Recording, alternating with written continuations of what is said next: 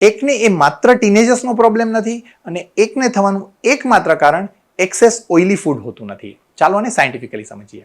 દોસ્તો, એકની બાબતે કોમન મિથ એ છે કે એકમાત્ર એક્સેસ ઓઇલી કે સ્પાઇસી ફૂડ કે ચોકલેટ્સ કે પુઅર સ્કિન ક્લિનિંગને લીધે એકની ડેવલપમેન્ટ થતું હોય છે.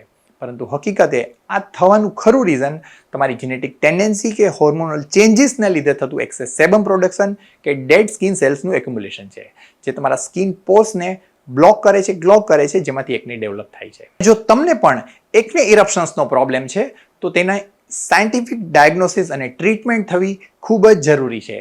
કોઈ પણ ડુ ઇટ યોરસેલ્ફ મેથડ દ્વારા કે કોઈ પણ રેન્ડમ ટ્રેન્ડ્સ કે તુક્કાઓ કે નુસ્ખાઓ દ્વારા તેને ટ્રીટ કરવાનો પ્રયત્ન ન કરો, કારણ કે એકની ઇરપ્શન્સ એ ટેમ્પરરી છે, પણ તેના લીધે સ્કિનમાં થતું સ્કારિંગ એ પરમેનન્ટ છે, જે કોઈ પણ સંજોગોમાં એક્સેપ્ટેબલ નથી હોતું.